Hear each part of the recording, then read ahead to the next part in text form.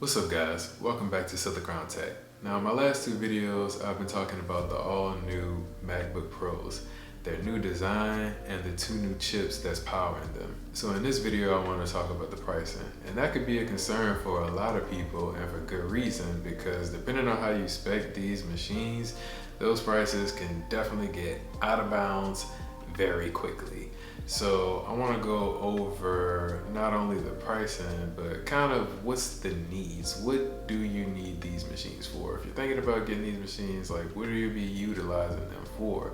What are your current workflows? What are the workflows that you see to be in the future? Because I think those future workflows are important and can justify getting a machine and being like, hey, I may be doing this right now, doing simple photo editing, video editing every here and now, but hey, next year I want to be editing short films. So you may need the increased GPU that some of these chips can provide and be able to kind of justify those prices. But if you know you're going to stay in your current workflow and your current workflow needs this device and this device is at this price, I wouldn't get caught up in the hype and just clicking, yes, I need this upgrade, yes, I need this upgrade. Just kind of stay within your means, especially if you know you're going to be within those means for a minute.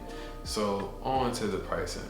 Now, good news first, well, at least good news to me, is if you want to get into these new MacBook Pros at baseline, so the minimum price to get in the game is $1,999. Now, what does that get you? So that gets you the baseline bin version of the 14-inch MacBook Pro with the M1 Pro chip. So you're getting that 8-core CPU, 14-core GPU, 16-core neural engine, 512 gigabytes of SSD storage, as well as 16 gigabytes of RAM enclosed in that 14-inch chassis. To me, that's a good deal based on all of the upgrades you get, and then the next closest laptop under Apple's umbrella, that being the 13-inch MacBook Pro with the M1 chip that was released last year, that at retail starts off at $1,299.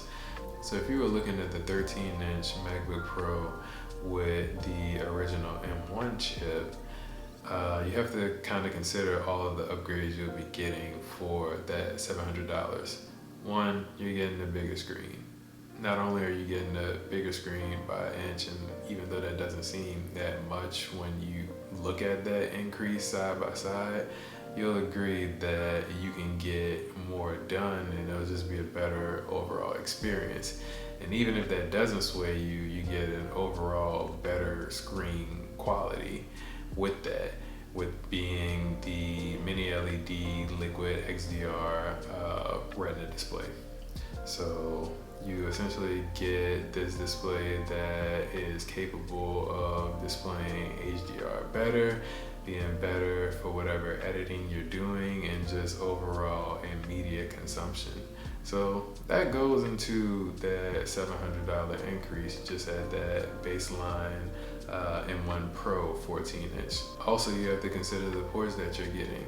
Now, the MagSafe SD card slot HDMI port is not on the baseline M1 powered 13-inch MacBook Pro. So if you're a creative professional, have needs for these ports, yes, of course, you can get a dongle. I'm not saying that these ports are worth it by themselves and justifying that $700 increase, but it's definitely something that's a bonus when you're considering paying the additional money. And then with that better display, you throw in the better sound system, and the most important part is the better chip and the better performance you're going to get from that. So at baseline, both of these are 8-core, but if you looked at the last video, I mentioned that the M1 Pro gets 2 more high efficiency cores than the original M1 has. So you're looking at 6 high efficiency cores and 2 low power cores, if you will, on the M1 Pro, and then 4 high powered efficiency cores, and then 4 low power on the original M1. So you're getting that increase, and then on the GPU side, it's just a bigger increase going from the 8-core GPU of the original M1 to the 14-core at baseline version of the M1 Pro. So you should see very healthy performance gains in the M1 Pro chip, especially if you're using it and utilizing it from a creative side.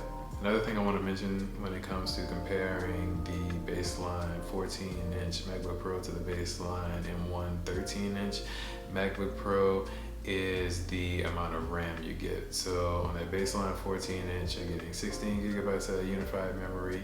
And then to start off at that retail $1,300 price point on the M1 13-inch MacBook Pro, you only get 8 gigabytes of RAM on that. So just double the memory.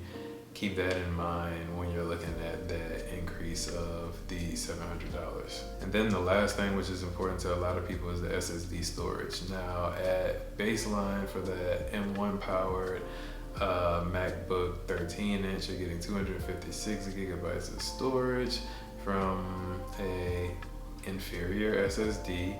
And then when you come over to the baseline 14-inch MacBook Pro, you're getting that 512 gigabyte SSD with an overall more updated in terms of SSD read to write speeds on that device. So I think that's a lot of things to justify that additional $700 cost. So if you do have the ability to spend on that, I would kind of go in that direction. But if your budget is restricted to what the M1 baseline 13-inch MacBook Pro can bring, you're still getting a very good device. It definitely has a lot of power for more than the average person's need coming out of a computer. On the baseline 16-inch MacBook Pro, you're getting the M1 Pro chip with the 10-core CPU, 16-core GPU, 512 gigabytes of SSD storage, and 16 gigabytes of RAM. So as I mentioned, that'll run you back $2,500. Now, if you want a similarly spec 14-inch MacBook Pro, so having all of the features that I just mentioned on the 16-inch, that'll actually come in at $2,300. So pretty much at this point, any similarly spec 14-inch MacBook Pro, when you're looking at it compared to the 16-inch MacBook Pro, they'll have a cost difference of $200. So if you're using the same chip, same amount of RAM, same SSD storage, the price difference will always be $200 between the 14-inch and the 16-inch. But the reason why the 16-inch could come in at that basically $2,000 price point is because it has lower power version of the M1 chip. So it has the 8 CPU core, 14 GPU core M1 Pro, as well as the 10 core CPU, 14 core GPU. Really tired of saying all of this. And that's why I can come in at those lower price points. But like I said, once it gets to that higher tier M1 Pro chip, then if you spec everything out the same between the two screen sizes, it'll only be a $200 difference. Now let's just get to the high point. The maximum amount of damage you can do to your account when paying for this machine is $6,099. And with that money, you'd be purchasing a 16-inch M1 Max with 10 CPU cores, 13 GPU cores, so the best chip you can buy, 64 gigabytes of RAM, and the ridiculous 8 terabytes of storage. So you wrap all of that into one package, and Apple is gonna ask of $6,099 from you. So with all of that being said, there are definitely options for everybody. I would just keep it real with myself in terms of what are you using this machine for, and to not get caught in the hype. It's easy to be on Apple's website speccing these machines out, saying, oh, it'll be cool if I had this, it'll be cool if I had that.